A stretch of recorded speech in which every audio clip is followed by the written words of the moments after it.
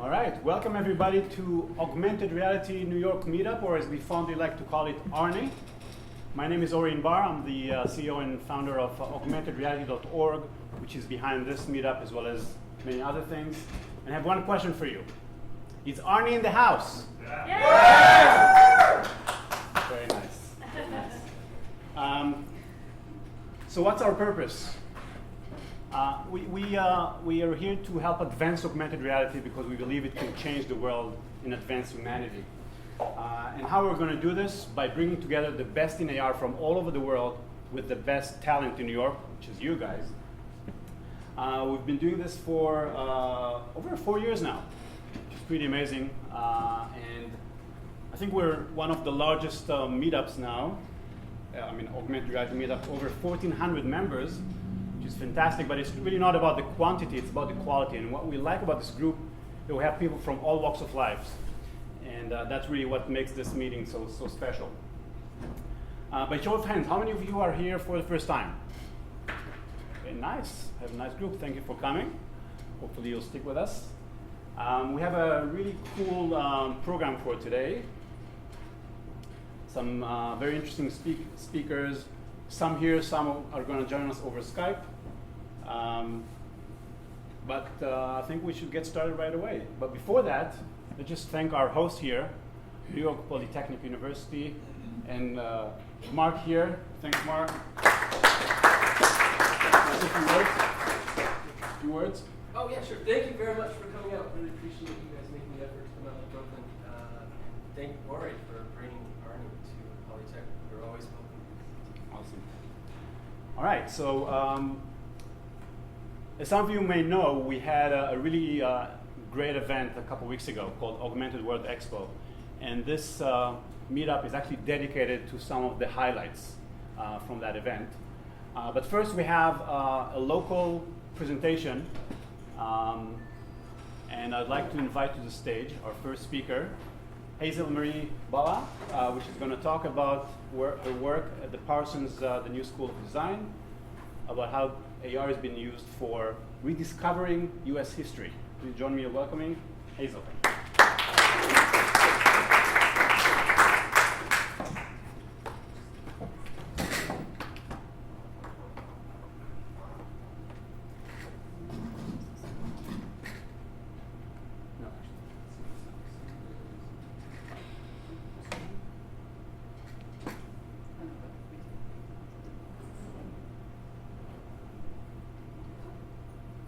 That's going to be later. I know.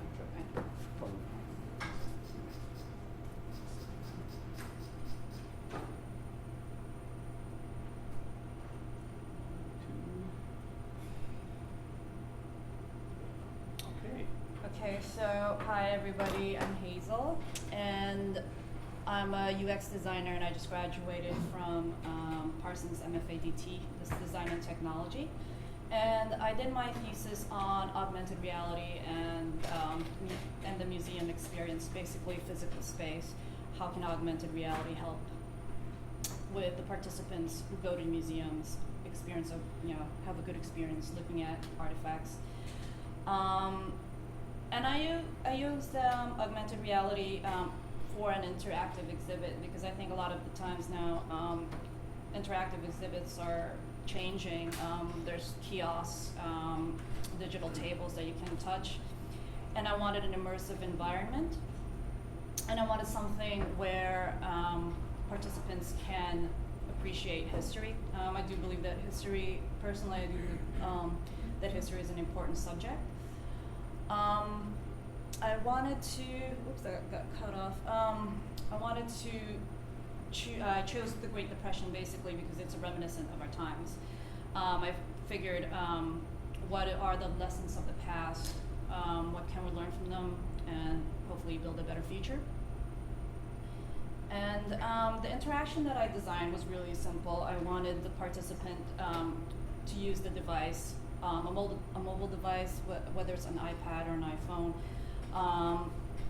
download an augmented reality app, engage through the artifacts that has embedded stories in them. And then the whole goal really is to promote interest in US history. And the narrative that's surrounded is basically from the eyes of a 14-year-old hobo. And it has that choose your own adventure appeal to it, and then I think a lot of people know what that is, right? I mean, the books back in the late 80s and 90s where towards the end of each chapter you're asked to figure out, make a choice basically. If you want to do this, go to this page. If you want to do that, go to this page. And so in a weird way you alter the ending of the book. In my case, I embedded reels of vintage films and clips and voiceovers of the 14-year-old boy, and then towards the end, after the reel finishes, it'll ask you, do you want to go to the East Coast? Go look for this image. So in a weird way, that's how you do your adventure. And I used film instead of text because back in my, when I was doing my research, a lot of people don't really read. They skim, but they're not really taking in what they were reading and things like that. So I figured film was much better than reading. And so the whole setup, I was imagining it to be huge, and the idea was the participant will go around the exhibit, going through the exhibit with the device, and at the same time activating the embedded reels, and then that's how they start their journey. And unfortunately, I don't have a very good copy of the film because we did film this, but it was jaggedy. And then the reality of it was I got handed a 20-foot wall, and then I added a few artifacts from the 1930s, a vintage plate, rigged it also with films inside it that you can activate through your device. Also, the walls were covered with Dorothea Lange's photography, and like I said previously, the reel will start and it will finish, and it'll ask you if you want to go here to West Coast or East Coast, look for these images. And there's the vintage plate and the 1930s cookbook. And that's the inside the. I don't think you can see it because of the lights, but the reel would be playing within their phones as they hover through the images. And so the results that I found was people preferred film versus reading. And the thing that I learned as well is that I have to rethink about the display because there was an arm fatigue. People were holding up their phone, especially the iPad, by the way. That's heavy. They were holding on, even though I cut it to 10 seconds to 15 seconds, the reels, they had a hard time holding it up. So I think for the next iteration of this, I want like a tabla rasa where it's like kind of angled. And AR is an enjoyable interaction. A lot of people loved interacting with this, and it prolonged the attention. And it also solved a lot of the do not touch, no flash photography that we often see in museums. So I'm going to show you guys a little bit of what I'm talking about in terms of what the reel looks like, things like that, and you guys can have these if you guys want to play with it. So I think we'll do it after. Let's do it after. Okay, and so, but that's it. That was 5 minutes. That was fun. Okay. Yeah, go ahead.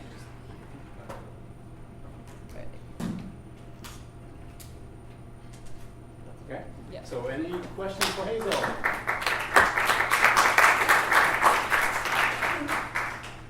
Will you set up the next speaker? Sure. So I have a question because I just came back. Unfortunately, I wasn't able to get AWE because the next week or something I was at WWDC, being more of an iPhone iPad developer. And now very seriously spending time joining that with AR stuff.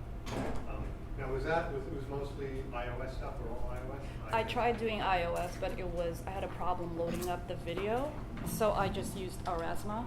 But Aurasma helps, you can download the codes if you want to. But on iOS devices? On iOS devices, yeah. Because another thing that they announced for iOS 7, I wonder in general how this ties in with, in addition to recognizing things visually with markers and targets, is now they're introducing iBeacon, which is going to allow a phone to recognize when it's in very close proximity to a Bluetooth beacon. When one of the examples they gave is going around museums, and instead of having to buy those things, it'll give you just some information. And so one thing I was wondering about is how that could in some ways trigger augmented reality experiences based on how close you are to it, in addition to it recognizing. Oh yeah, it was actually that was one of the issues with the artifacts. The photography was fine. So, but I really had issues with the actual artifacts itself, like especially the vintage glass, because it's see-through. So you really have to go in there and have the patterns recognized. But in terms of the images itself, it's really okay. Were you able to collect any data on the increase in traffic in museums based on the augmented reality? Not yet, because I did try. I didn't have enough time. I tested it out with kids and also with young adults and adults, and I kind of wish I did a little bit more of like individuals who didn't grow up with technology. So the answer was inconclusive. So I mean, I would tell you, but it's not really, proof. How easy was it for users who never experienced AR before to set up Rosma and to start experiencing the exhibit? Did they have technical difficulties? It was half and half.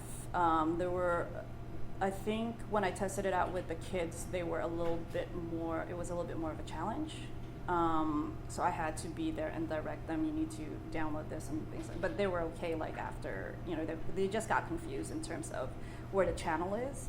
But the rest of the group were okay. The only problem that they did have was triggering the artifacts. That was the only issue. What museum do you want to do next? I do want to do it's funny you say that because I'm doing an RFP right now for the American Natural History Museum, because I think, I love dioramas, I really do, but I think those need a little more of a breath of life. And so it would be cool to, augment that reality and, have the actual animals move or do some sort of something in their natural environment. So, I mean, I think that would be a cool wow factor, just to perceive their natural environment and what they ate and, things like that. So, like the dinosaur bones, I think would be cool too. I think for museums, what I really like is that if they would do it, they probably won't be able to tell a story because they're so attached to the objects as well. Yeah. If you have the medium experience, which you have, you can really use the characteristics. Yeah, I think there's a great business even in there. Yeah, so that's it. Okay, thanks very much. Thank you. I'll put them up here. So from museums, we're going to talk about one of the more fascinating aspects of the use of augmented reality. And it's for training, maintenance, and specifically task assistance. And to that end, we have actually probably one of the best experts in the world in this domain from Columbia University here in New York. Please join me, welcome Professor Stephen Feiner. Thank you very much, Ori. Ori had asked me to give a kind of reprise, or at least a shortened reprise, of a talk that I gave at AWE a couple of weeks ago. So I'll try to see if I can do that. So my lab has been doing work on applying AR to task assistance for a couple of decades now. And rather than going into all these things in detail, the piece of work at the lower right is work that was part of the dissertation work of my now former PhD student, Steve Henderson. He talked about that a while ago. And what I want to do is to give you a sort of take on some of the work that he's done since and the work that he had talked about. And basically the work that Steve had told you about was work that we did culminating in a study done in the turret of a marine light armored vehicle. And in that work we were looking at how AR could help people in performing the same kinds of tasks that they currently perform using, quotes, conventional documentation, which nowadays happily means no longer paper but computer-based documentation, presented on a typical laptop actually. And the work that we've done since then has looked at some more advanced versions of this kind of assistance. And we've been doing this, unlike that previous work that was done in the turret of a U.S. Marine vehicle, which unfortunately they did not allow us to show pictures of, despite the promises that they had made back when we first started doing the work. This work is now being done in a very different domain, which is a turboprop aircraft engine, and this is a completely, totally normal commercial engine. No one can tell us not to show pictures of it, so puts us in a much nicer position in terms of not getting our good pictures boycotted. So what I'm going to do first is to show you an example of some of the work that we do, and then I'll talk a little bit about a study that we do, because we're very interested not just in making AR systems, but in trying to see if they actually are any good. Are they better than, in other words, the way in which people currently document stuff? So what I'm going to show you is some live video. This is shot through one eye of a stereo head-worn display. This one is what's called a video see-through display. We're looking at a task in which we're going to be picking up a combustion chamber from that aircraft engine, orienting it correctly, and aiming it towards the engine itself to put it inside the engine. And so, again, what you're seeing here is shot live through the head-worn display. We see a label on top of the combustion chamber over there. We're now going to pick it up. It's telling us to rotate it. We're using some markers to do the tracking over here. The arrow says, hey, turn it in that direction. And turn and turn, and at a certain point you see this little virtual placard. We're going to have to make that upright. And when it is upright, we're going to start putting it in the right place. And then you're going to see a representation of where it's supposed to go. And that basically is the kind of assistance that we're providing using AR. So I hope you agree that this looks kind of cool, but the question is this really better than what people are currently using? Because looking cool isn't good enough. It's going to actually help people. So let me talk to you a little bit about a study that we did to try to go and show this. And what we're going to do over here is a somewhat different task. Rather than putting an assembled engine combustion chamber into the engine, we're going to actually put together that combustion chamber. The combustion chamber has two pieces. There is a bottom part that you're seeing over here, a top part over there. We need to put the right top part on the right bottom part, orient the top relative to the bottom so they're lined up correctly, and then normally for the real test we put a set of 20 bolts around that flange the top, and it's really not going to get helped by AR. So instead we're just going to have a person put in 2 pins through specific labeled holes on the top. This is what the environment in which the study is taking place looks like, and that at the upper right-hand corner is the particular head-worn display that we're using. It's bigger and bulkier probably than much of the eyewear that you've seen recently. This one, however, is a 1280 by 1024 stereo, 60-degree diagonal field of view, optical see-through, and therefore a much larger image than you'd be seeing in the smaller displays that you might be more familiar with.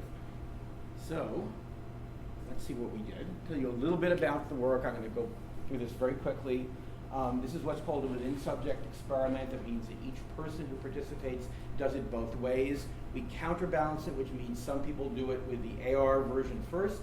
Some people do it with the more conventional documentation version first, in which we're presenting stuff on a liquid crystal panel sitting in front of the person, as you can see on the right, that's standing in for what would normally be a laptop. So this is actually a better display, it's a nicer display, and as you'll see, some of the things that we're doing in AR involve having the system track the items and then automatically moving you on to the next step in the task, and that's something we actually did in the quotes conventional documentation also, even though current laptop-based documentation systems don't actually monitor what you're doing and automatically move you on, because although that's a nice feature of AR, in a system that can track stuff, we did not want to make that be the difference along with the head-worn display and the tracking of the overlays relative to the conventional dock. So we wanted to make sure that we did not make that one of the advantages. We really wanted to concentrate on what's the advantage of seeing instructions overlaid directly on top of what you're looking at. So, this is in fact what the AR condition looks like from the standpoint of the third person looking at our subject. ridiculous big chunky head-worn display, nothing you'd normally ever want to wear. And remember that picture, because I'll come back to this in a couple of seconds. So let me tell you a little bit about what this person sees, and then I'll actually show you, again, through the eyewear view, but I want to sort of explain stuff because it's going to go by very fast. So we threw in a whole bunch of augmentations, sort of like everything but the kitchen sink, literally. Later work is to actually try to tease out which things are going to be really good, which things will be less good, which are important, which are less important. But we have things like a little highlight showing you where the particular one of the bottom parts or top parts of the combustion chamber that you're going to need to get is. There's a little motion path. You can see that little blue line over there that's showing you a rough approximation of what you're supposed to do with that, moving it from there over to here, for example. You'll see some red arrows pointing to things that you need to grab hold of, like you saw in that video before. Once you get a top part and a bottom part, you have to orient them correctly. And so since our system is tracking in complete 3D orientation and translation, orientation and position of things, we can then say, hey, we need to turn that top relative to the bottom. We want to make, in this case, J line up with 17. We'll have to turn the top. And in fact, this is actually the shortest way to turn it. And there's an arrow that will go from red to yellow to green. It gets progressively shorter and shorter as you get closer and closer to finally lining up. So that's one of the things you're doing to assist. And then even if you sort of zoom in on the top and bottom parts, you'll see with this little green arrow, you have to line this hole up with the equivalent on the bottom, and then when you actually line them up, they sort of fuse together, and you're seeing this little representation of how the pin is supposed to go in. So lots and lots of little tracked augmentations like that. Now I'm going to show you what this looks like. This is shot through what's called an optical see-through display. That means one which doesn't use cameras. You're looking directly at the real world. And the way I shot this is by literally, because I can't stick a camera in the eye of one of my grad students' heads. They tend not to like that kind of stuff. So we have a fiberglass dummy head. We put the camera inside of it. The head wears the head-worn display. And to make this video, although obviously this is not what we do during the study, I had one student hold the head and sort of move it around as if it were a real head. The other student's reaching around. And now that I've told you that, you'll probably notice that the hands are a little bit further around than they would be because you had to reach around the person in front. But it was very important to me that I actually shoot this through the head-worn display and not show you what it would look like if we were simply doing video combining, because in many ways it actually would have looked better, even though in real life, because you're not a camera, it looks worse. So this is what this looks like. And we have no audio now. That's my fault. So again, we're picking up a lower part, putting it on this little Lazy Susan in front of us over here. And then we're going over to pick up one of the upper pieces. And the system is using a mocap system that's tracking these little retroreflective balls that are on the sides of the objects to be able to know their position and orientation. Now you see that little yellow arrow? We're going to draw and try to line things up over there. And we turn it around, and when it lines up, you see the arrow go green, disappear. And then we go and grab ourselves a couple of those pins and put them in the right places. Spin it around over there. And then it goes in. And then we're done. And so the question is, well, how well does that work? So as I said, we did a study. We compared this with documentation presented on a flat panel with really nice high quality explanations, and again with the same notion of the system automatically moving you from one step to the next step. We did a study with 22 participants, and in our studies we make sure people actually have functioning stereo vision, because that's kind of important for these close field tasks. We give them a color blindness test. We have, as I said, a pair of conditions that we use. We have instructional videos that explain for each one of them what they're supposed to be doing. We give them what's called a practice block, where they actually get to try things out and hopefully get over any initial discomfort they may have, and also get comfortable with doing it with both ways of doing things, both the head-worn display and as well with the flat panel presenting information. And then they actually perform a set of trials in which they put together particular tops and bottoms according to the instructions. And then finally we give them a questionnaire in which we ask them about the experience and give them leading questions, you know, what was the most comfortable, what did you like the best, etc. And so the results we had based on doing some earlier what are called pilot studies, we tried to come up with a set of hypotheses about which things would work and which things wouldn't work. And our hypotheses basically included one that AR would be faster for aligning things and putting those pins in. And it turns out that the mean time that people took in AR was roughly around half the time it took using the more classical kind of documentation.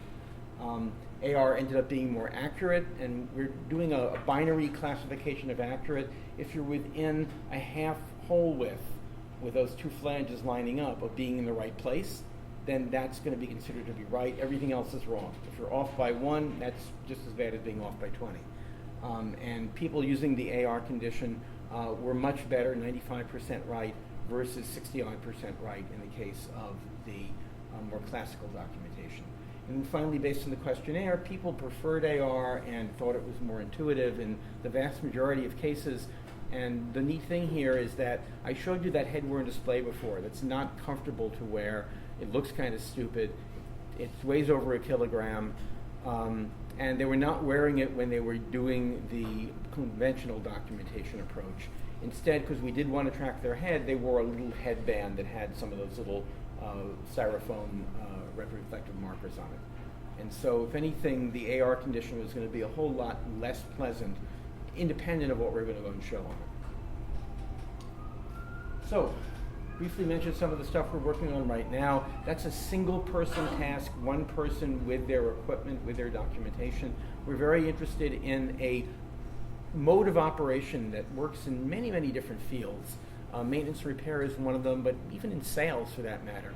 There's often the notion of the expert advising and working with the less expert person, where the expert tends to be back in the home office and the less expert person tends to be out in the field because it's cheaper to have them travel, usually they're younger, etc.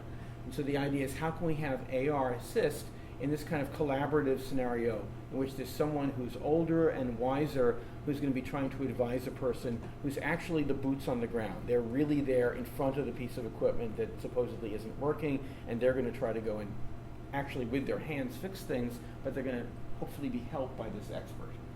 And so we're looking at a variety of different ways to, for example, have an expert person tell a person who's not in the same environment that they're in where they need to go to and what they need to look at. And so we're looking at different ways of showing where you need to go to. Here's one of the ones we've been playing with.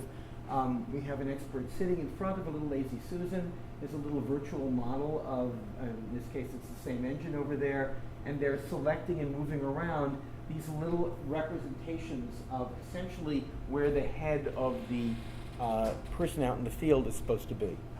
And from the standpoint of the person out in the field, this is a view through a head-worn display. You can see part of that engine off on the side over there. And what they are seeing is this kind of picture frame representation of where we want them to put their head. And the idea is they need to walk over to that picture frame and kind of get their head sort of like looking down it. And then there's more interaction in which the expert points out a particular thing they want to have that local person, that technician, actually look at. And we're basically timing and trying to see how accurate things get done. So we have a study we're about to be doing with some of the kinds of assists that I'm showing you over here. And at this point, I'm going to stop because I'm done and acknowledge the many students and colleagues who participated in this work. And also mention a plug for, although AWE is over, ISMAR is soon to follow, coming up in the fall in beautiful Adelaide, Australia. This is the main research conference for folks doing augmented and mixed reality. And I'll be going, and maybe some folks here might also be going. It's a really, really neat conference. In fact, it was the first time I met Ori, who in 2008 was blogging from Cambridge, England, the 2008 ISMAR conference, and all of us were standing around going, there's a guy blogging the conference. We're getting our 15 minutes of fame. What's this all about? Who is this guy? Right? So it was really kind of cool to see how in just not quite 5 years, things have come quite a long distance. So I will stop at this point. If I have any questions before I switch to our other talk? So we actually have, I think we'll switch the, so we have a rare occasion where you can actually get the whole story from one of the early pioneers in the space. I mean, Steven has been doing this, what, 20 I've been doing this odd for years? more than 20 years, except people often say, oh, so you must have been like at the start of AR. And sometimes people will say, and he's like the father of AR, and it's totally wrong. When I Maybe the started, cousin. if you actually look at today's date, and you go back to when I started, which is 1990, okay? You take that amount of time, and then you reel the clock back the same amount of time, then you get to the real start of augmented reality. Which is what is And that's this stuff over here. This is more than 45 years ago, 1968, first paper being published on this. This is Ivan Sutherland's optical see-through head-tracked, head-worn display. This is a stereo display, and I'll tell you a little bit about it. How many people here went to the I-Beam exhibit that was right around a month ago? Anyone here went? I see one person's hand going up there. We had an exhibit of head-worn displays, around 30 of them, dating back to the late 1980s. There was a second version of this presentation that got done at AWE, which had some additional displays added to it courtesy of Steve Mann, and that took it back actually out of Steve Mann's personal collection of stuff he had developed back into the 70s, and now I'm showing you stuff back in the 60s. This really is it for AR, but actually if you don't want to make it just AR and you want to make it head-worn displays, you can go back even further, literally to the late 1950s, a patent that was applied for by Mort Heilig on a stereo head-worn display, no tracking, just TV, which literally advertised as a stereo television system, but it wasn't really AR and it wasn't really VR, no tracking, no real world. And this really was the first AR system. It was also the first VR system. And what's really cool is this picture, black and white, done quite a long time ago. And this picture was done much more recently. I managed to find these online. These were done by the folks at the Computer Museum. And they actually have this display, so it's one that we weren't able to get for the exhibit, either here or in Santa Clara. And it's just really wonderful to see really high quality pictures taken by someone who really knows how to take a photograph. And so what you're seeing there is this rather big, bulky system. This is one view. Here's another one from the side over there. Long CRTs right next to your head. Trust me, you do not want long CRTs next to your head for a lot of not very nice reasons. Here's another view from above over there. And so these are more recent pictures, as I said, but let's now go back in time and look at its context. And so there is pictures from the actual 1968 paper that this appeared in. So this was a head-tracked system. It was tracked in two different ways. They had a mechanical tracker, which you're seeing over here in that picture over there. This is called the Sword of Damocles. It was literally coming down from the ceiling. It could telescope in on itself, and it had a set of universal joints that enabled the person to move around. I'll show you a little video in a couple of seconds. So that's one tracker, and if that's not enough, that's not exactly wireless. So here is a wireless tracker. This is a continuous wave ultrasonic tracking system in which he's able to be tracked, although apparently it didn't work all that well, as he's actually walking around within the space underneath those big shower head looking things over there. So this is essentially combining a direct view, photons coming directly from the real world, with the additional material overlaid on top. The year is 1968 and earlier. Graphics back then is really serious research just to get a single vector up on the display, let alone get a bunch, let alone get them up in 3D. And so the fact that you're seeing a cube with all of its 12 sides actually being drawn over there in 3D, very, very impressive. And now I think I have a little video there.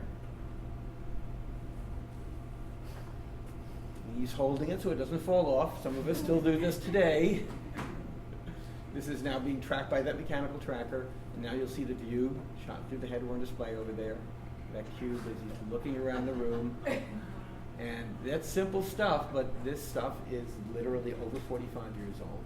And, you know, that's essentially what we're doing right now. So we owe quite a lot to that kind of research. And if you think about it, there's so many things. You think it's really trendy and modern, and people say, wow, AR, it's the next big thing. It's It's been the next big thing, or at least one of the next big things for over 45 years now. So it's finally going to happen. It's finally going to happen for real. But it's been a long time coming. Awesome. Thank you.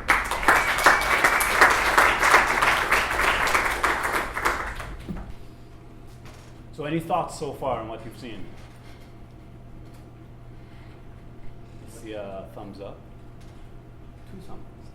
No, but seriously, any questions to Stephen that you can start thinking about? Yeah, go ahead. So I'm wondering how easy is it to develop this augmented reality for a particular application? This is a great authoring question. Okay? Yeah. And the answer is right now, I have actually had in the past students work on authoring systems for very different domains, more of an outdoor walking around, kind of guided tour sort of domain. This is different, and at the moment, the way in which we do this is not very easy. It's basically done by hand at a programmer level, essentially calling functions that make sense or fairly high level once you understand them, but it's not something that a normal person would be authoring this kind of documentation would want to do. And it's actually something I'm very interested in, and I know there's a number of folks who are actually trying to make money who are interested in this problem as well. And in fact, at AWE, there were folks from several groups that were already looking very actively at how we make it possible for people who are not computer scientists, who are subject matter experts in the domain in which the documentation needs to get made, to be able to make really good augmented reality documentation, as opposed to in the past making really good videos and really good, more hypertextual, mostly static imagery documentation. So it's almost like having with content management systems to manage augmented reality. It's not just the content that needs to get managed. You also, once you have all that managed content, you have to go put together in something that actually makes sense. And that's a separate problem. Content and context. That's content, well, using a slightly different use of the term content, it's content creation. Okay? It's making compelling, understandable documentation that works well for people who are in the demographics of example. One thing I should mention is I'm not so much interested just in how do I train people. I think that we're also interested in how can we use AR to assist people during the actual task performance itself. Maybe that means they may need to get trained less and can still actually perform perhaps at a better level than people who get trained a lot right now, but who don't have that kind of assistance while they're performing the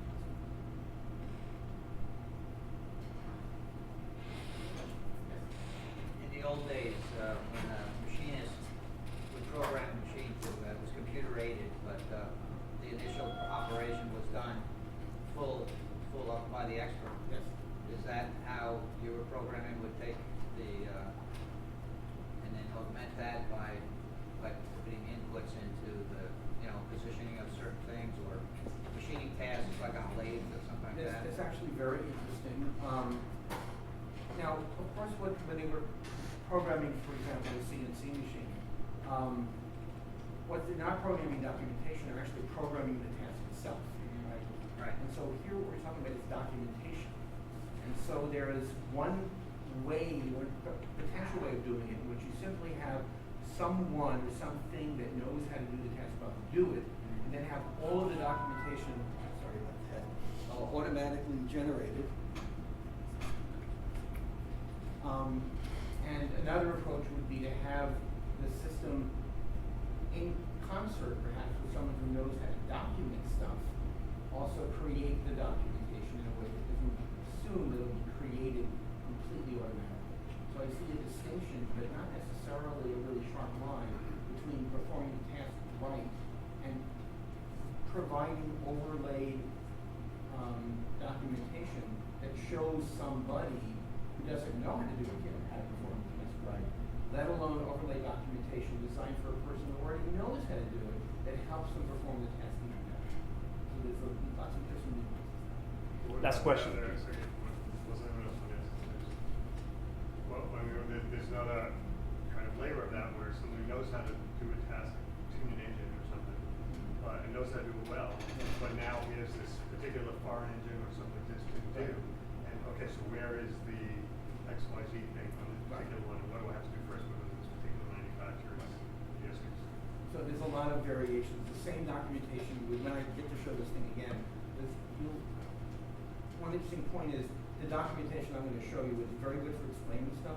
It's entirely too much. And if I made you do this task, let's say 100 times in a row, with variations, like 100 times, if I kept on telling you, and put it right in front of you, where every single one of the 99 times before that you had to do that, you punch me out. I mean, there's certain things that you don't need to be told again and again. There are other things in which it does help to remind you. And so, managing that differentiation based on your knowledge and skill set is very important. Okay. Thanks, Stephen, once again. And next segment is for those of you who recently heard about augmented reality and had no idea where to start and want to kind of get some tips, some advice on what are the tools out there that you can start using, and some thoughts on where to find material and so on. And to that end, we have our very good friend Patrick, which used to be an ARNY member from the beginning, but now he deserted to Chicago. So he's joining us via Skype. Say hi to everybody. Hello, everyone. Can you hear me okay? Yeah. I can hear myself? Too good. Can we turn the camera All on? right. Can I see anybody? Okay. Yeah, I'll show you everybody in a moment. So Patrick gave a 3-hour-long tutorial at the conference a couple weeks ago. It's mostly for developers, but I think for those of you who are interested, just kind of to understand what are the leading tools out there and where to get started, we thought it'd be good to get him here for just a few minutes to give sort of a teaser of his session from the conference, and then point you to some material that you can follow with and learn more. So with that said, Patrick, take it away. All right. Hello, everybody. Help if I can see people. Okay, great. Ah, there you are. Hi. Yeah, so thank you for having me, Ori, and good to be back virtually in New York. Boy, that's blurry. Anyway, so yeah, when I was at AWE, like Ori said, it was a 3-hour tutorial. My portion of it was an hour long, and you can actually catch the entire video and slides if you go to my my latest tweet. I tweeted out a link that has the slides and the video together. But I wanted to talk a little bit about what SDKs are out there and how you might get started. So in the session, I talked. There were actually 5 vendors in addition to myself that also gave tutorials, and you can find their videos on YouTube. And actually, Ori, I don't know if those are co-located anywhere where you could get like all 5 of them, maybe on the AWE site or something. But anyway, so I went through a little bit of what is an SDK, what's it for, and I'm not sure what slide is showing now. Is it the short list? Putting it up, yeah, here it is, it's up now. Okay, cool. So yes, so the crux of the talk was essentially, or at least the crux of these slides is that none of the AR SDKs that are out there, and I should mention that the talk, the talk specifically focused on mobile, developing for mobile, because that's what most people want to do these days, because we're kind of in this in-between period between our PCs and our eyewear, and the mobile phone seems to be filling in the gap. So the crux of the slide is that there isn't really a one-size-fits-all SDK for developing AR apps for mobile, and this is essentially a short list. It takes up 2 slides. It's I think it's the top of 10. 1, 2, 3, 4, 5, 6, 7, 8, 9, 10. Yeah, there's about 10 SDKs listed here, and I chose these because they have a a fairly large developer base, and/or they have technology that's compelling that you might want to use. And so the chart sort of shows what the purpose of each SDK is, what it's good at, what platforms it supports, what sort of rendering engine it provides or integrates with. You'll notice if you look at that column, Unity 3D pops up quite a bit. It's a very nice environment, and then all the tutorial content for the presentation actually was in Unity. The nice thing about Unity is it allows you to pretty well, for the most part, port your app between iOS and Android fairly easily. And then some other information about whether the SDK out of the box supports going to a cloud service and pulling back tracking information about recognized images, whether it supports GPS, and how much it costs. So some of the ones to point out, I guess, Qualcomm Euphoria up the top. That's the one that won this year in the category of SDKs at the Augies. Mostly because it's just, for one thing, we can't beat the value. It's free, and also it has one of the nicest environments for developers. It's very easy to use, and it does a really nice job of tracking images, which is kind of the sweet spot right now for AR, natural image tracking. Some other notables, though, are Mateo and 13th Lab, which both have a SLAM implementation. If you want to be able to track in 3D, that's a nice capability to have. I think Obvious Engine is on the next slide. We use that for the Pepsi Max project, which I think you've seen. That's really nice if you want to track a cylindrical object. AR Toolkit's notable just because it's super fast and it recognizes from really good distance. It uses at least the fiducial marker, which is and it's been around the longest, AR Toolkit, so it's just completely solid as far as tracking. Use that one for the American Museum of Natural History project, and you can stand back 15 feet from a marker and it'll still pick it out from the other markers. So I think, that's, and I guess one other notable is if you want to be able to track a rolling spherical robot, pretty much your only choice is robotics. And you have to have the robot itself as well. So that's that. I guess I'll open it up to questions and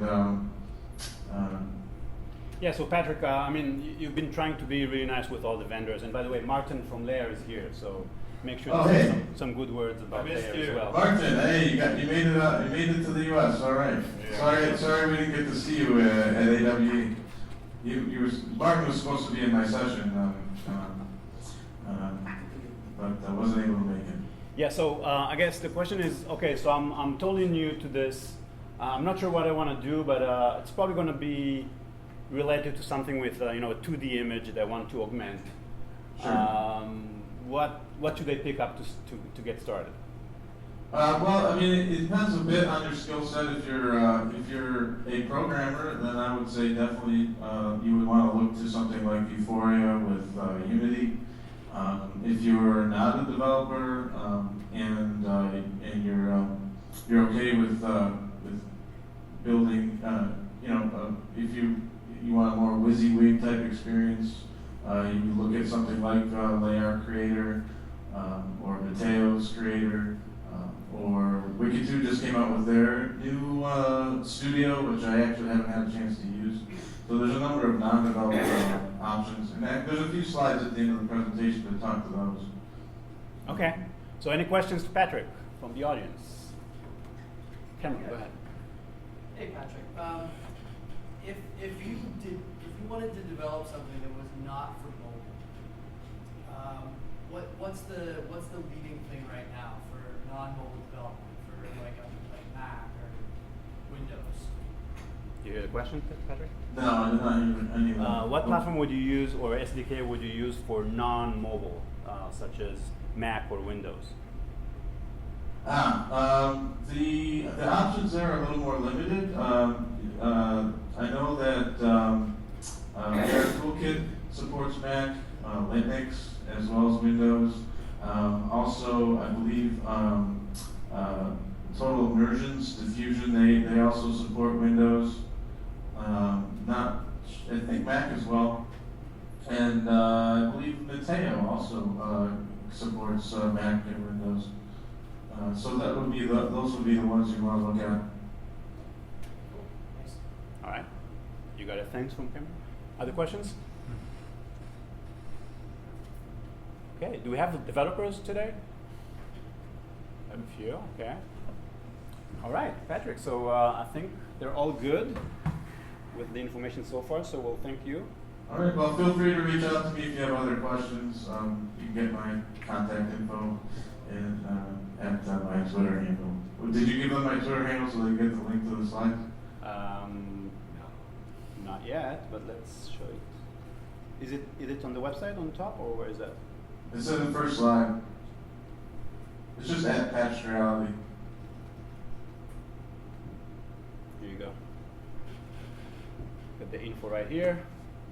Capture it, or just go to the website patchreality.com or augmentedreality.org channel on YouTube, which has a bunch of these videos on. All right, thanks very much, Patrick. Appreciate it. All right.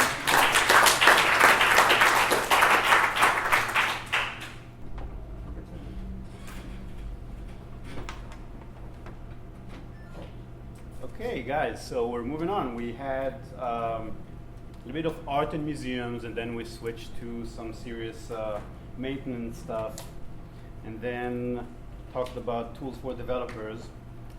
And then there's another big thing that everybody's talking about, especially with regards to Google Glass. And what are the implications of this new technology on society, on the culture, on ethics, on law and IP, and all these kind of things. So we decided to start actually a new segment, at least spend a few minutes here to talk about that. And to that end, we have one of the experts in this space, and I'm going to introduce him in a second. He has a blog called Augmented Legality, where he blogs about these topics, and he's also been talking about this in a couple of panels at the conference. So please join me in welcoming Brian Wassam. Can you hear us okay? We should be good now. Go ahead, Brian. Okay. Take it away. Can you hear me all right now? Yeah. You're on the screen. Great. Well, I appreciate the opportunity to be with you all. Wish we could be there in person. But as I'm sure Rory's explained to you, the AWE conference was just awesome, unprecedented in the number of participants and the level of discussion that was had. And one of the panels that I moderated in particular was called Law, IP, and Ethics. So what I'm going to do is kind of cover the highlights of what we talked about in that conference in that panel, and even some of the discussion that's happened even since that panel. So although the IP or intellectual property aspect of legality was called out in the title of that panel because it's such an important aspect of the legal issues surrounding this new technology, it's certainly not the only one. In fact, what's unique about augmented reality in particular in the technological field is that what makes augmented reality augmented, what makes it different from virtual reality, for example, is that it's tethered to the physical reality. We'll explain this to people on the street. They ask us what's the difference between Oculus Rift and augmented reality. Well, Oculus is an example of virtual reality, so that happens in its own completely defined space. Whereas AR, augmented reality, augments the things that are around us, makes greater the physical reality that's around us. So that brings with it some interesting legal issues that come with that tying to the physical world. And I've written and speculated a lot about physical injury issues. What happens when people have to go to a physical place to interact with this digital data, and thus you run the risk of actually hurting themselves or hurting somebody else in the process of going to find this digital data. That's a question that doesn't come up with virtual reality or virtually any other type of technological issue. It comes up solely and uniquely with augmented reality because it requires that interaction with the physical world. And in the past year, we've actually seen some episodes of this happening. So, for example, a few months ago, a Reddit user posted his experiences actually getting arrested while playing the game Ingress. I don't know how many of you are familiar with the Google game Ingress. Yep, okay, a decent number of you. So for those who aren't, it's a reality-based AR game. It's really the first successful, massively multiplayer augmented reality game on the market. It requires users to actually go to various physical locations throughout their locality to capture certain devices and turn them against the enemy side. There's two opposing forces, and you capture these devices and turn them either your color or the enemy's color. And it requires collaboration on a massive scale. You can see a real-time global map that shows you the status of the game. It's really an engrossing premise, and the people that I've talked to who actually played the game are very much into it, and as you'll see with any other game with a cult following. But we actually had the first episode of someone actually get arrested while playing the game. That's largely because when Google set up the game, they had to pick locations for these digital objects to be, and they use a map. They use public building, public location. So they happen to locate one right in front of a police station. And this user stands in front of the police station using his little, his mobile device to try and capture this digital object, and it takes a while. And that caught the attention of the police, who's wondering why they're standing in front of the police station, pointing their phone at it for a long period of time. So he actually got detained for several hours while he had to explain the situation to the cops.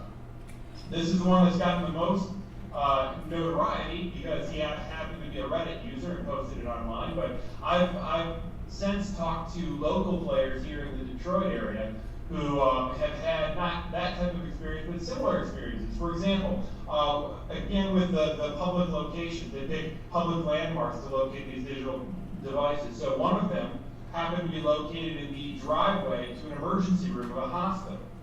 And you couldn't get close enough to this device, this augmented content, to turn that device to your team without basically standing in the driveway of this ER. Now that didn't end up hurting anybody, but it certainly could have. What happened is they got in touch with Google, the umbrella that they work under, and said, hey, this needs to be moved. So they ended up, Google actually responded and moved that location away from that driveway. But we see different episodes. Like I've talked to people who have been pulled over by the police while playing this game because in order to capture a digital location, they have to drive around it so many times. People play this game while they're driving, and that was suspicious behavior causing them to get pulled over. So there are a number of these incidents already cropping up.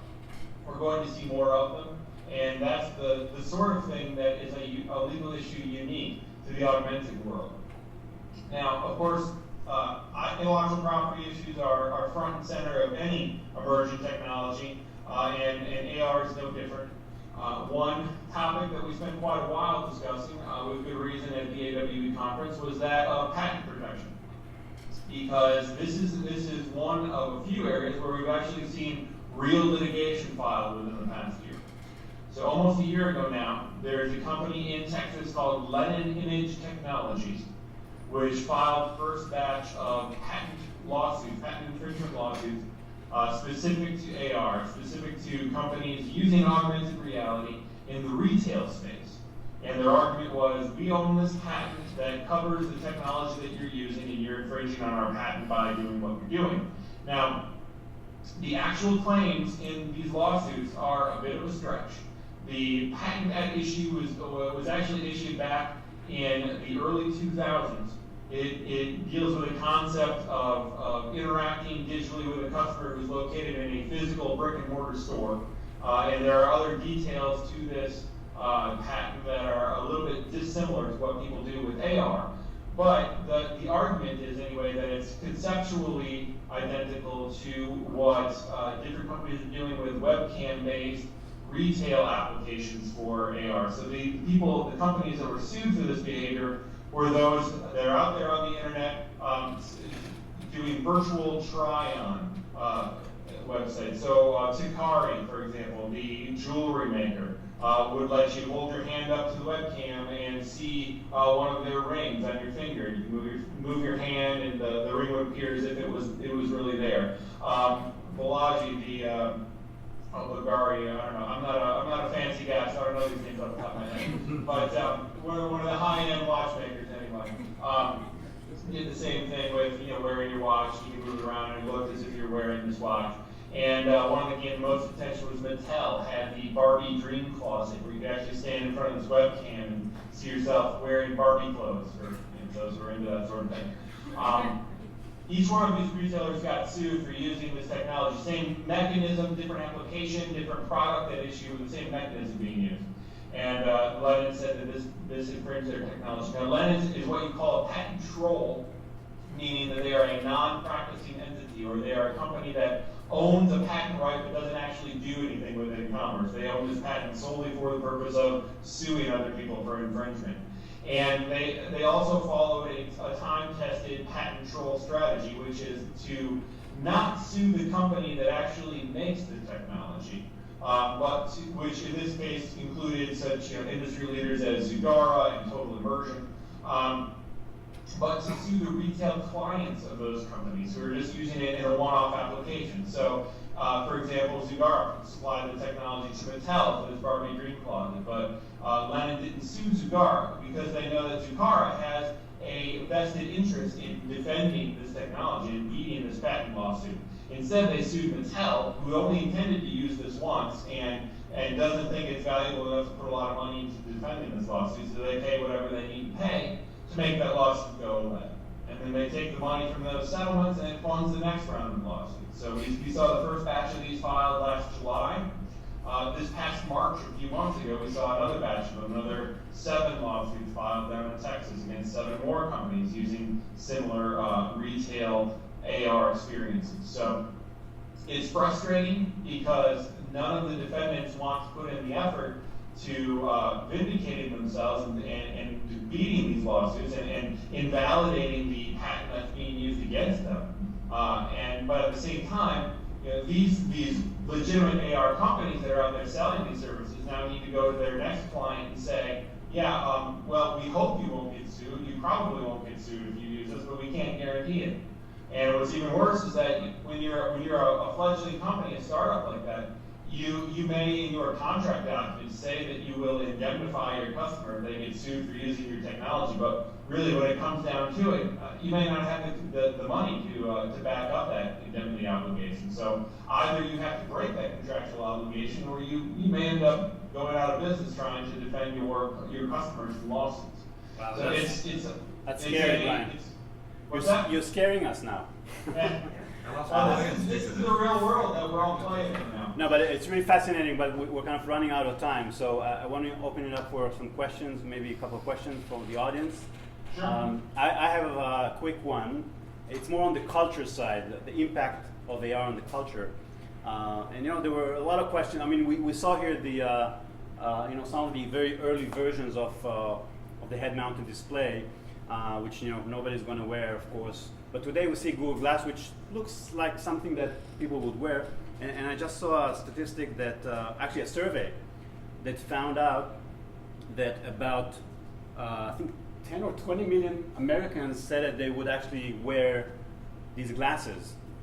So what are your thoughts in terms of, the adoption curve of these new technologies and how they kind of, their awkwardness factor, and what you've observed so far?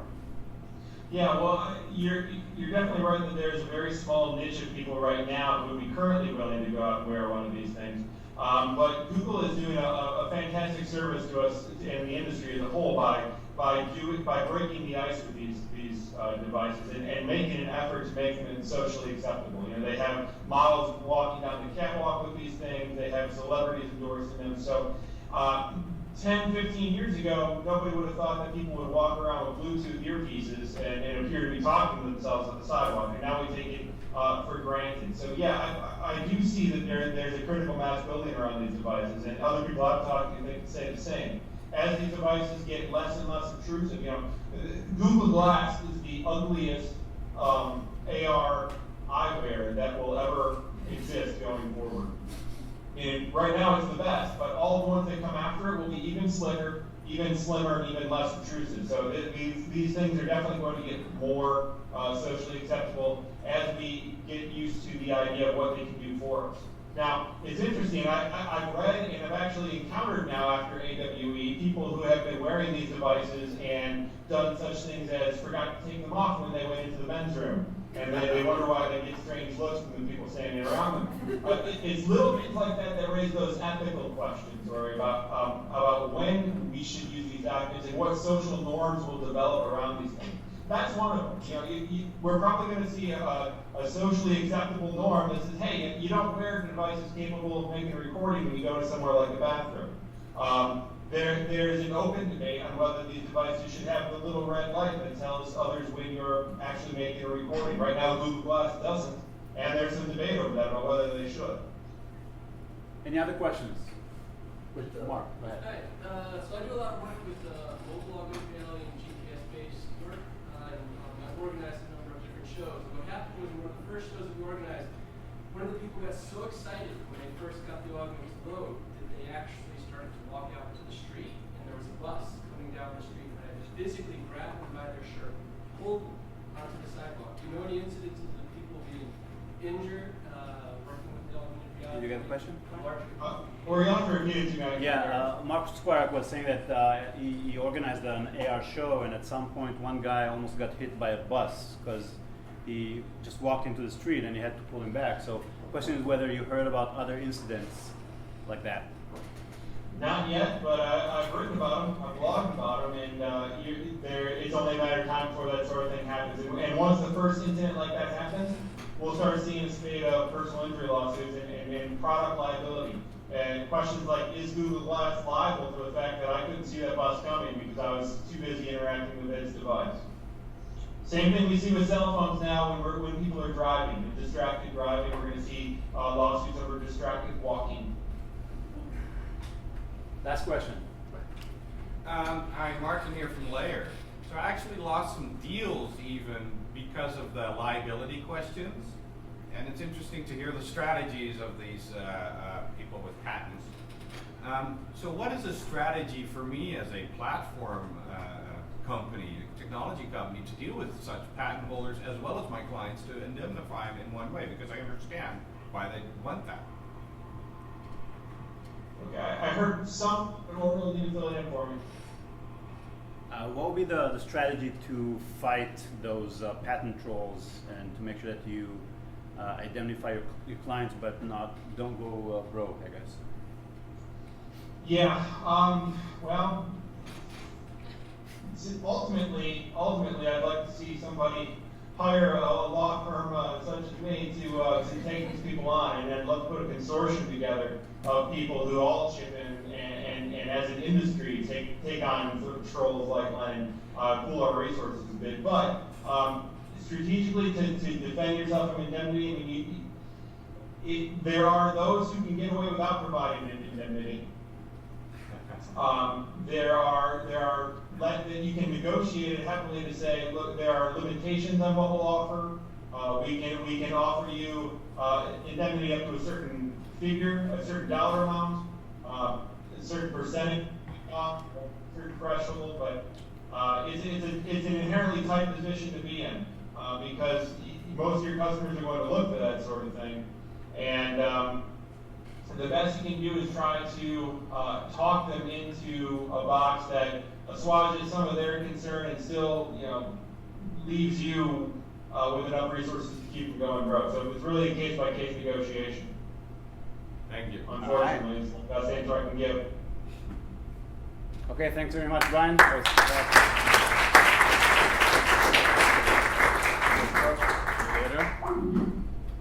All right, so we're running out of time. It's already 8:45. And I still haven't started my summary of the event. So what do you guys say? You want to stay for a few more minutes? There's actually going to be some prizes and even a shirt for those who win the quiz. Yeah. Stick around for a few more minutes? Do it. All right. So let's take a look at what we have.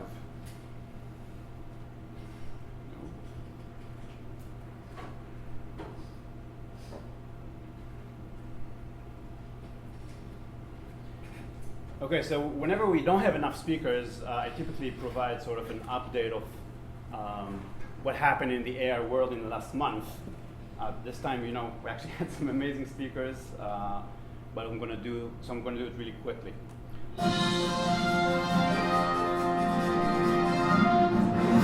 That's a great opening. And today it's really a AWE 2013 edition, or Augmented World Expo.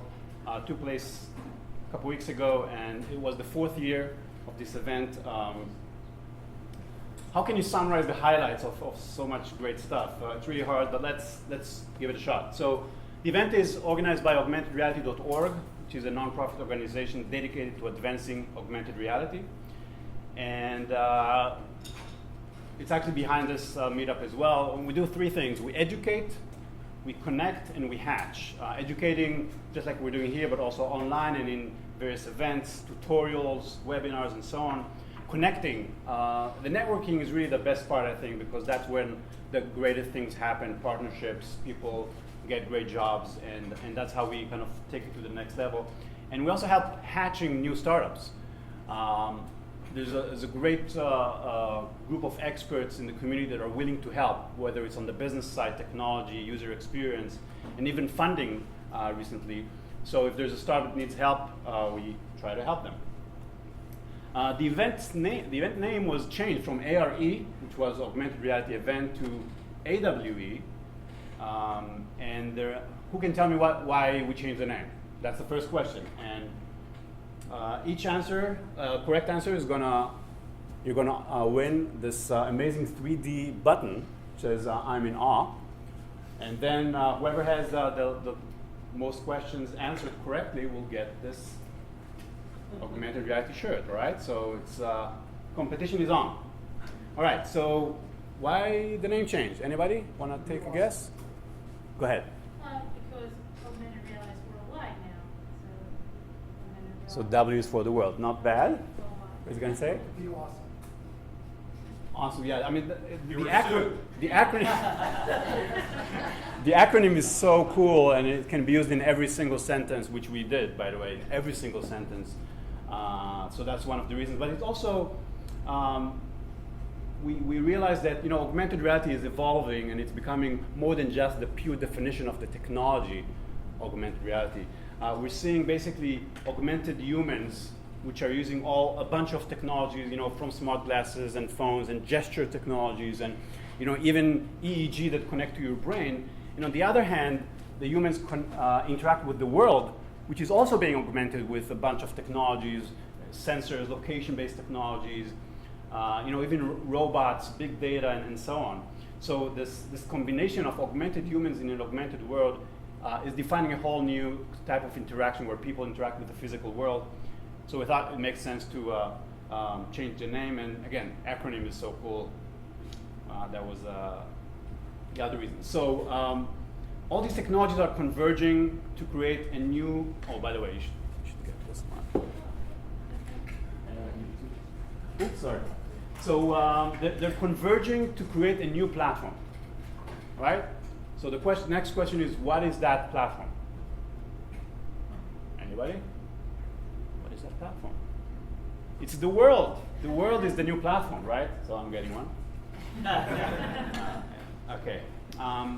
Moving on. So again, the acronym is so cool. We use it in every sentence. And wasn't it awesome for those who participated? Yeah. Yeah? You like it? Awesome. So we use it in this sentence as well as "I'm in awe," which is probably the audience favorite, and also what we had on these buttons. And what was really cool is that we saw huge growth in the number of attendees, almost doubling the number from last year. and it showed that there's definitely momentum and interest. And when you meet all these people, that's it's even more interesting than all the talks and exhibits, because you see people that are passionate about this topic and are eager to share and brainstorm with you. So that was really great. So the question is, how many attendees?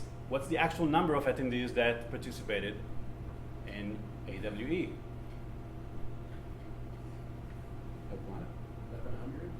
1,100. That's close. Anybody wants to get closer and win the button? 1101. 1101 is actually closer. 1,500. 1,500 now. Next year we're going to shoot for 2,000, but 11. Yeah, all right. Mark, you got it. So it's actually 1163. And people came from all over the world. These are some of the flags that represent the countries of the delegates. And of course, the next question is, how many countries were represented? So 30. Got 30. One more chance. One more try. 46. 30 is the winner. It's 35. 35 countries. And who knows which flag is this one? One with the white flower and the red background. Of course, I'd never seen that before until I put it together. Well, no. Actually, I'm not sure I remember it anymore, but I think it's Singapore. Is it possibly Singapore? All right. Moving on. So the expo was really we really set a record in terms of the number of exhibitors, and they were actually split into pavilions. Each pavilion was focused on a certain area, from eyewear vendors, tools, enterprise, AR for the enterprise, hardware section, a game lounge, and of course the area for the major sponsors and the art gala. So the question is, which one was the largest pavilion? Game lounge, those, AR tool. I mean, actually, it's pretty easy to see, right? I mean, you can just see which one is the largest. Yes, the AR tool is the largest. Here, you won one. And the next question is, we actually had a few surveys, and one of the surveys was, about which one was your favorite booth or exhibit in the conference. So, any guesses for which one was the favorite? Bobby? Daiquiri.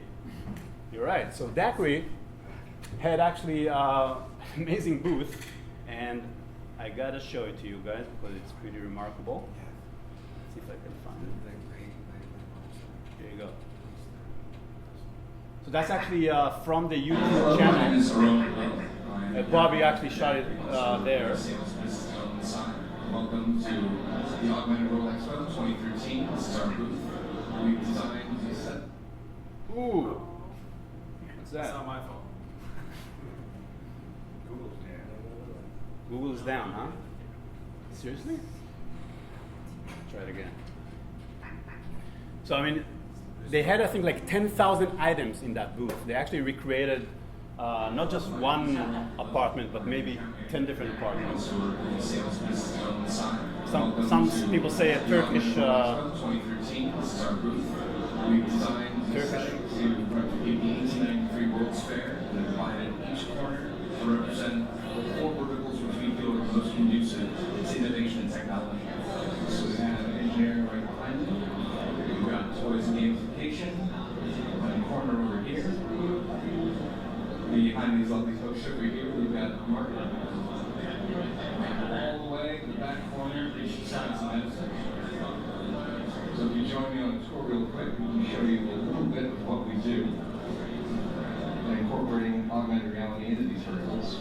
So the University of Illinois is one of our clients. They were having a hard time getting dabbers for their nursing students, so we went ahead and augmented a dabber. What we're doing here is using image recognition software to find the unique points of contrast on this image, which is hosted on our cloud. It's pulling down the corresponding experience. And we're able to see what we call 4D, which is the interaction of 3D objects in real time and space. So I have my body here, I can change the opacity, sliding up the scroll. And then coming a little bit closer here, you'll notice these switches. Musculatory, skeletal, circulatory system. I can turn each system off and isolate.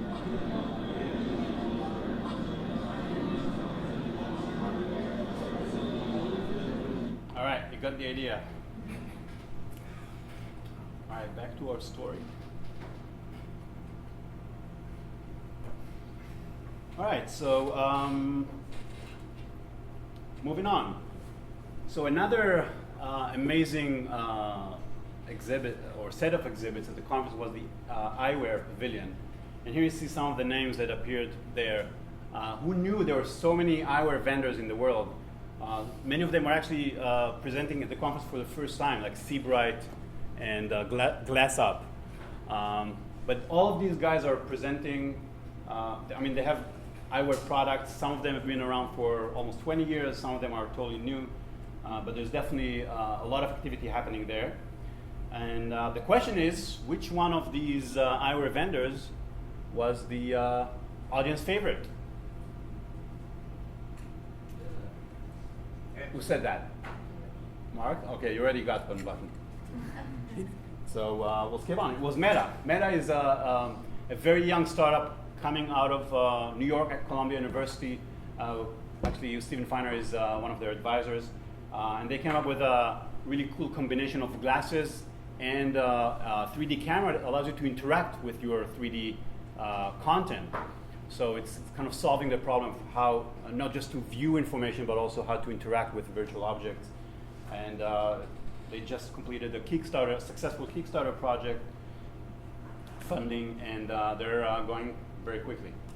All right, we had some amazing keynote speakers. Here's 4 of the headliners. Bruce Sterling, the prophet of AR, and Will Wright, the creator of The Sims and Spore and SimCity, Philip Rosedale, the creator of Second Life, and Steve Mann, which is known as the father of wearable computing. He literally created his first wearable computer at high school in the 70s. So definitely goes way back. So the question is, Bruce Sterling said in his keynote that it's not the dawn of AR anymore. He said it's actually a certain time in the morning. So what time is it in AR? Let's see who remembers. What's that? Sunrise. Sunrise? No, he actually had a time, a specific time. Anybody? 10 a.m. 10 a.m. is pretty close. Who said 10:30? Okay. You got one, is that? Let's see it together. Ooh, close. Let's see it together. Yeah, people call me the prophet of AR. In fact, I never forecast very much about your industry. Mostly I just tell you how cute and adorable you are. Because you are. But people often ask me what time it is. Is it the dawn of the augmented reality industry? No, it's not the dawn now. This is 10:45 a.m. and what's turning out to be a hot and turbulent summer day. So that was a little bit of Bruce Sterling. Will Wright actually compared AR to a country. He said that AR is like this country that can be found on the map. He met many people that visited that country. There are even movies that are shot in this country. But he doesn't really believe in that country yet because he's never been there. So what country was he referring to? Kazakhstan. No? Anybody? So nobody listened to Will Wright's keynote, huh? Okay. So we have to watch the video and find out. We're moving on. All right, so we had about 119 speakers in the conference, delivering 96 talks. And all these talks are now available on YouTube. So what I'd like to do is just kind of give you a quick tour of how to find, because there's so many of them. But it's actually organized pretty nicely. Here you go. So now YouTube has playlists. Have you used playlists? Yes? No? Anyway, there are playlists. So you can see 8 of these playlists here. So here you can see augmented reality tutorials for developers. That's where Patrick's talk and all the vendors' talks that were related to that session can be found. There's also an amazing workshop by Mark Billinghurst on AR design. with a bunch of material, supporting material that you can review to kind of see there's so much has been done in this space and so much knowledge. Why start from scratch, right? Bobby, which is right here, took many videos of demos on the floor and around the conference, and all of them are here, so that's a great playlist to check out. AR impact on society and culture. As we heard before from Brian, there were a bunch of panels on this topic, which can be found here. Augmented reality design and art, another interesting one, and technologies. So this is where you can find the latest technologies, whether it's for augmented reality tracking, gesture interaction, and so on and so forth. Some keynotes and main events. One of the main events was actually the Augie's award competition, where we awarded several prizes to winners in different categories. So hopefully we'll see some of you participating next year in the competition. There were also a bunch of interviews and augmented reality for business. And here it's really interesting because you have 11 sessions, each one focused on a certain industry, with 3 or 4 talks in it. And these are people that are actually making money by creating augmented reality solutions to solve problems in various industries, from education to industrial applications to of course training and entertainment and brand engagement and what have you. So that's really an interesting place to check out. So these are the videos, and we're really running out of time. So we'll do. I also wanted to share with you some of the Augie winners, like the movie Sight. Have you guys seen the movie Sight? Short film, 10 minutes. It's a really cool one. It basically imagines a world where AR is prevalent and people have contact lenses that provide augmented reality, and it's some really nice ideas there.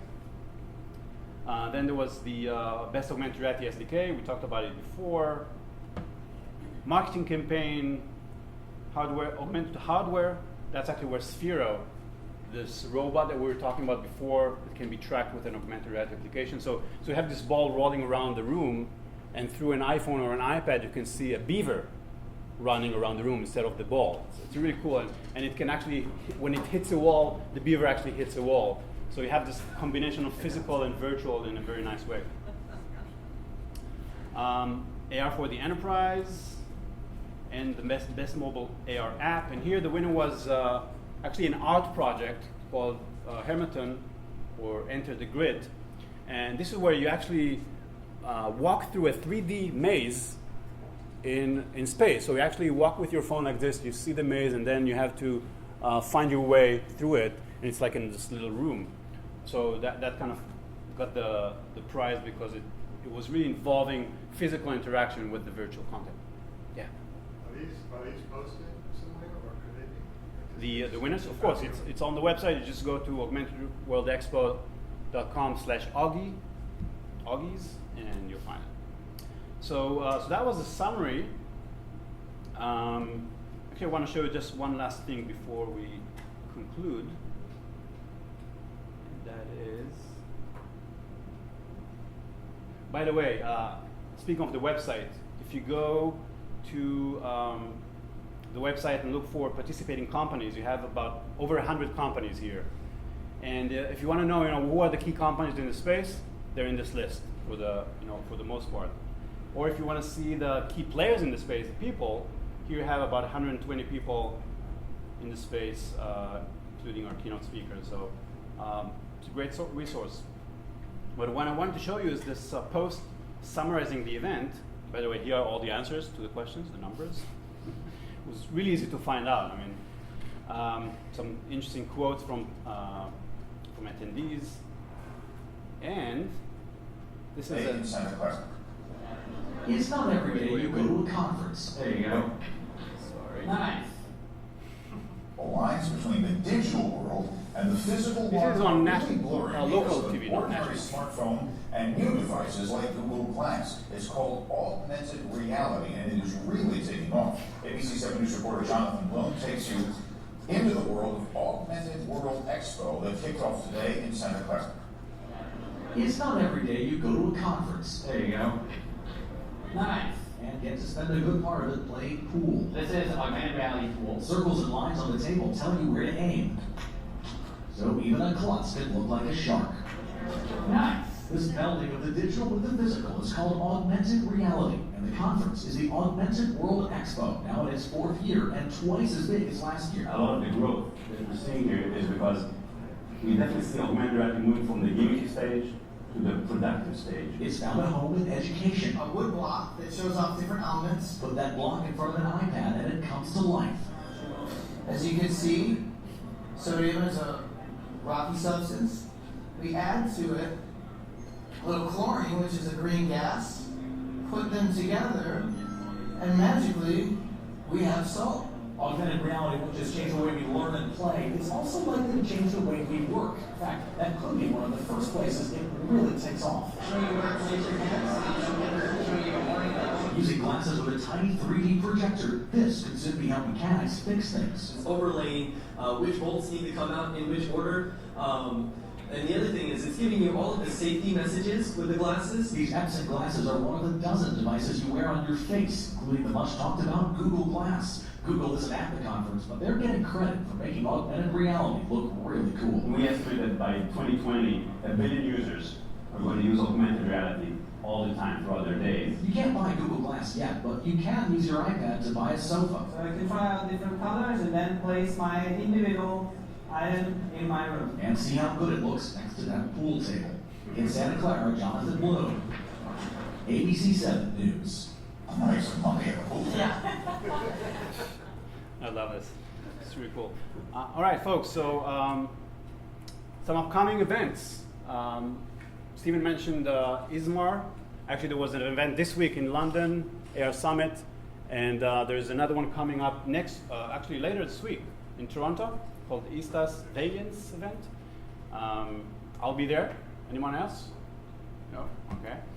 Then AR Summit in China, followed by ISMAR in Australia, Inside AR in Munich.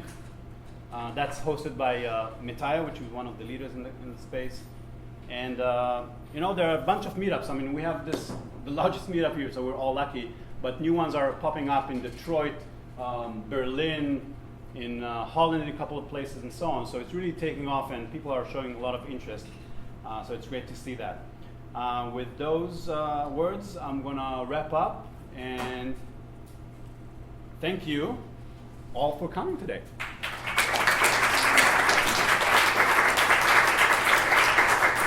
So next meetup, July 23rd. I'm not going to be here, but Joe Rampola, our organizer, is going to be here, and he's going to do an amazing job as always. And now, for those of you who want to kind of stick around and make some announcements, we have a project you're working on, you're looking for partners, looking for a job, or whatever you want to share with the group here. This is the time. Anybody has an announcement? Who won the t-shirt? Who has the highest number of buttons? One each, huh? I think Mark actually had it. Yeah? All right, so who wants a shirt? Who got one? Who got one button? You were the first. You got it. It's large, but if you want a different size, we could switch it. You can just come to the store. No problem. Okay, member announcements. Go ahead. All right, so I first want to say that I've already created at least one possible product in progress through ARNY here, relationships made here. And a few other people I've been speaking with even since the last meeting, and just to bounce around ideas, so it's great. Like I said before, I primarily been working on iOS, iPhone, iPad apps, not necessarily in the augmented reality space for the last several years. And knowing Patrick and coming to hear a lot, been getting a lot more involved in this. I'm always interested, even just informally, to talk about stuff and think about what iOS 7 is now going to afford us in being able to use these type of devices. But I'm also interested in getting more on the Android side and the device side. So I'm just, while we're here, happy to speak with people and get contact information and continue conversations afterwards. Always like getting contracts, but also like just learning stuff. What's your name? Howard Olorike. Mark, go ahead. I'm at a museum show in United Kingdom, Liverpool, FACT, Contemporary Art Museum. That's for turning fact inside out. It's for Manifest AR. We're all over there right now. We also have a show coming up at the Program Gallery in Washington, D.C. That's August, September, if you're around, see us. I'm also, we have started going some of what's on the reality convention and right now is in California. Okay, thanks, Mark. Anybody else? Go ahead. Hi, I'm Lynn Corey. I'm the president and founder of Care Enterprises. We're really excited to be here. This is our second meeting.